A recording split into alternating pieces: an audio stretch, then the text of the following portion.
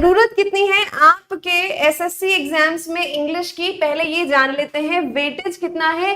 Different exams में English कितने number की आती है, कितने क्वेश्चंस आते हैं, पहले इसको जान लेना जरूरी है। ठीक है, आ जाइए पहले फटाक से देखते हैं कि इन सारे एग्जाम्स में इंग्लिश का वेटेज कितना है। आपके एग्जाम्स कौन कौन से, जनरली ये है ना, CGL, CPO, CHSL, MTS, steno और जीडी। जीडी में ऑप्शन होता है, आप चाहे तो हिंदी ऑप्ट करें, आप चाहे तो इंग्लिश ऑप्ट करें, हैं ऑप्शनल नहीं होता, आपको चॉइस होती है कि आप यहाँ पे हिंदी ले सकते हैं या इंग्लिश ले सकते हैं। ठीक है, तो चलिए देखते हैं। क्या सीजीएल की बात करते हैं, कहते हैं कि आपने सीजीएल के लेवल की तैयारी कर ली तो ये सारे एग्जाम्स आप दे सकते हैं, है ना।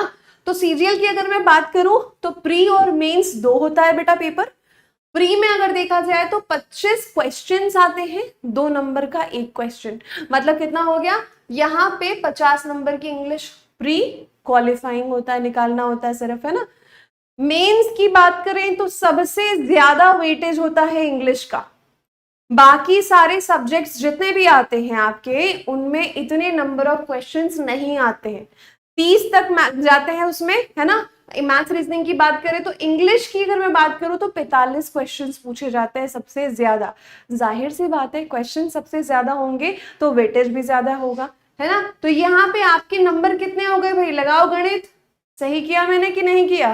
अब यहाँ पे देखो कि सीपीओ की मैं बात करती हूँ तो सीपीओ एग्जाम में प्री की बात करूं तो 50 क्वेश्चंस आते हैं, 1 नंबर का 1 सवाल होता है और ये हो गया आपका 50। अब बात करते हैं मेंस की। मेंस में और कुछ नहीं आता, सिर्फ इंग्लिश आता है, एक ही सब्जेक्ट आता है और वो है इंग्लिश, और वो एक भैया 4 के बराबर 200 क्वेश्चंस आते हैं। कितने क्वेश्चंस, सही सुना, 200 क्वेश्चंस आते हैं इंग्लिश के, सिर्फ इंग्लिश के, है ना। और 1 नंबर का 1 क्वेश्चन, 200 नंबर की इंग्लिश आती है बेटा यहाँ पे, समझे।